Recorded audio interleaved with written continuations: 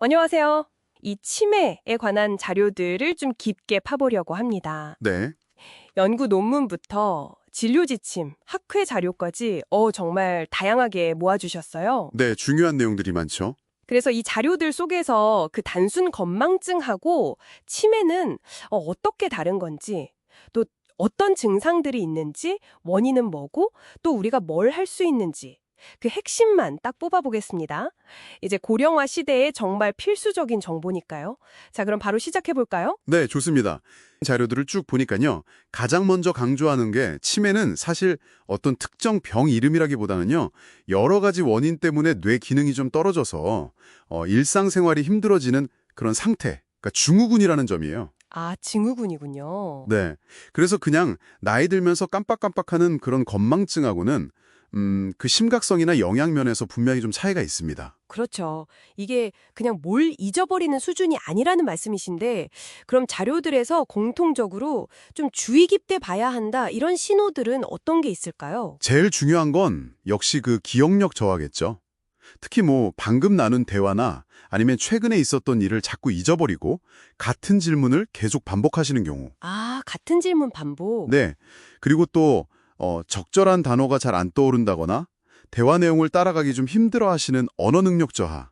또 요일이나 장소를 헷갈려 하시고 심해지면 늘 다니던 동네에서 길을 잃기도 하는 진압력 상실. 아, 진압력 상실. 네. 그리고 돈 관리나 뭐 계획 세우는 게 어려워지는 판단력, 문제 해결 능력 저하도 있고요. 예전하고 성격이 확 달라지거나 좀 이상 행동을 보이는 경우도 포함됩니다. 그렇군요. 핵심은 이런 문제들이 결국에는 일상생활 수행 능력에 지장을 준다는 거예요. 네, 일상생활, 그게 중요하군요. 이 원인도 참 다양하다는 점이 자료들에서 눈에 띄던데요. 알츠하이머 병이 제일 많다고요? 맞아요. 전체 치매의 거의 절반, 뭐 50% 넘게 차지하는 알츠하이머병이 가장 흔합니다. 뇌세포가 서서히 죽어가면서 아밀로이드나 타우 같은 좀 특정한 단백질 찌꺼기들이 뇌에 쌓이는 게 특징이고요. 아, 단백질 찌꺼기. 네, 그 다음으로 많은 게 뇌졸중이나 다른 혈관 문제로 뇌세포가 손상되는 혈관성 치매인데요. 한 30%에서 40% 정도 그렇게 보고 있습니다. 꽤 많네요, 혈관성도. 네, 그 외에도 뭐 루이소체 치매, 전두 축두엽 치매, 여러 가지 원인 질환들이 언급되고요. 근데 여기서 제가 정말 흥미롭게 본 부분은요, 이 자료들에서 치료 가능한 원인도 꽤 강조하고 있다는 점이에요. 이건 좀 희망적인데요? 이거 아주 중요한 포인트입니다. 예를 들어서 뇌수두증이나 뇌종양, 갑상선 기능 이상, 아니면 특정 비타민 부족, 약물 부작용 같은 경우요. 이런 건 원인을 해결하면 인지 기능이 다시 좋아질 수도 있거든요. 아, 정말요? 네. 물론 전체 치매에서 차지하는 비중이 크진 않지만 그래도 완치 가능성이 있으니까요. 그래서 정확한 원인 감별, 진단이 무엇보다 중요하다. 이렇게 자료들이 다 같이 이야기하고 있습니다. 그렇군요. 정말 진단이 중요하겠네요. 그럼 그 예방이나 위험 관리 측면에서는 우리가 뭘 좀 주목해야 할까요? 자료들 보니까 위험 요인, 보호 요인 이렇게 나눠서 설명하던데요. 일단 조절하기 좀 어려운 요인으로는 역시 나이가 드는 게 가장 크고요. 유전적인 요인도 있습니다. 예를 들어서 APOE4라는 특정 유전자 변이가 있으면 위험도가 좀 높아진다고 나와 있고요. 아, 유전자. 네, 하지만 더 중요한 건 우리가 관리할 수 있는 위험 요인들이겠죠. 여러 자료에서 정말 공통적으로 지적하는 게 과도한 음주, 흡연, 비만, 그리고 특히 고혈압이나 당뇨 같은 만성질환 관리 소홀입니다. 아, 만성질환 관리 중요하군요. 네. 이런 것들이 뇌혈관 건강을 해치거나 직접적인 뇌 손상을 일으킬 수 있기 때문이죠. 그럼 반대로 뇌 건강을 지키는 방패, 그러니까 보호 요인으로는 어떤 것들을 강조하고 있나요? 네, 여기서부터는 이제 우리가 좀 적극적으로 해볼 수 있는 부분인데요. 규칙적인 운동, 특히 걷기 같은 유산소 운동은 뇌 혈류를 좋게 하고 신경세포 성장에도 도움을 준다고 해요. 운동이 중요하군요. 그렇죠. 그리고 균형 잡힌 식단, 예를 들어 뭐 지중해식 식단이라든지 오메가3 섭취, 이런 것도 꾸준히 언급되고요. 또 중요한 게 적극적인 두뇌 활동입니다. 새로운 걸 배우거나 뭐 독서, 악기 연주 같은 거요. 그리고 활발한 사회적 교류도 빼놓을 수 없어요.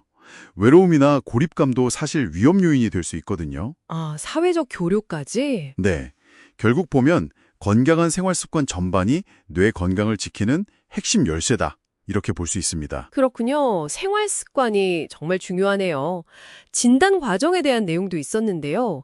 ABCD 접근법이라는 거랑 경도인지 장애자는 용어가 나오던데 이건 어떤 의미인가요? 그 ABCD 접근법은 진단 과정을 좀 체계적으로 정리한 틀이라고 보시면 되는데요. A, 액티비티는 뭐 식사나 외출 같은 일상생활 수행 능력. B, 비헤이비어는 우울감이나 공격성 같은 행동 심리 증상. C, 코그니션은 기억력, 언어 능력 같은 인지 기능.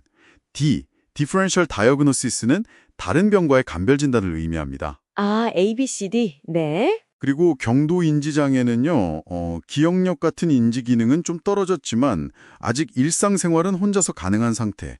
그러니까 정상 노화와 치매 사이의 단계라고 이해하시면 쉬울 것 같아요. 아, 그 중간 단계. 치매는 아니지만 완전히 정상도 아닌. 네, 맞습니다. 이 상태가 왜 중요한 건가요? 네, 이 MCI 단계가 중요한 이유는요. 여기서 치매로 진행될 위험이 일반 노인분들보다 훨씬 높기 때문이에요. 자료에 따르면 매년 MCI 환자의 한 10%에서 15% 정도가 치매로 넘어갈 수 있다고 하거든요. 10에서 15%요? 와, 생각보다 정말 높네요. 그렇죠. 정상 노인은 1~2% 정도니까요. 상당히 높은 수치죠. 그래서 이 단계를 빨리 발견해서 관리하는 것이 치매 예방이나 진행을 늦추는데 아주 중요하다 이렇게 강조되고 있습니다. 네, 조기 발견과 관리가 핵심이군요. 이미 치매를 겪고 계신 분들을 돌보는 방법에 대한 조언하고 또 현재 치료법에 대한 정보도 있었어요. 네. 환자분을 대할 때는 무엇보다 인격을 존중하는 게 기본이고요. 비난하거나 다그치기보다는 좀 차분하고 안정적인 환경을 만들어주시는 게 중요합니다. 대화는 좀 천천히 명료하게 해주시고요. 네. 그리고 보호자분 자신의 스트레스 관리도 정말 필수적입니다. 아, 보호자 스트레스. 그렇죠. 치료 측면에서는요. 현재 아세틸콜린 분해 요소 억제제 같은 약물들이 증상을 좀 완화하고 병의 진행 속도를 약간 늦추는 데 사용되고 있습니다. 이 약물들이 뇌 신경 전달 물질을 조절해서 인지 기능을 좀 돕는 원리인데요. 하지만 병의 근본 원인을 없애지는 못해요. 그렇군요. 아직은 완치보다는 관리랑 조절에 초점이 맞춰져 있는 거네요. 네, 맞습니다. 그래서 조기 진단을 통해서 약물 치료 효과를 조금이라도 더 높이고 환자분과 가족분들이 미리 좀 대비하면서 삶의 질을 유지할 수 있도록 돕는 것. 이게 현재로서는 최선의 전략이다라고 말하고 있습니다. 네, 오늘 저희는 이렇게 다양한 자료들을 통해서 이 치매라는 좀 복잡한 상태의 핵심적인 부분들을 짚어봤습니다. 증상부터 원인, 예방, 관리까지요. 결국 기억해야 할 점은 치매는 이제 정말 남의 일이 아니고 건강한 생활 습관과 조기 발견 노력이 아주 중요하다는 거겠죠. 그렇습니다. 특히 자료 후반부에 나왔던 아밀로이드 항체 치료제 연구라던가 새로운 진단 기술 개발 같은 부분들은요. 비록 아직 갈 길에 좀 멀긴 하지만 그래도 미래의 치료 가능성에 대한 어떤 희망을 보여주는 것 같아요. 근본 원인에 대한 이해가 점점 깊어지고 있다는 증거이기도 하고요. 네, 희망적이네요. 오늘 나눈 이런 이야기들을 바탕으로 단순히 치매 예방을 넘어서 더 건강한 뇌를 위해서 지금 당장 내 삶에서 바꿀 수 있는 작은 습관은 뭘까? 한번 고민해 보시는 건 어떨까요? 다음 또 흥미로운 자료들과 함께 찾아뵙겠습니다.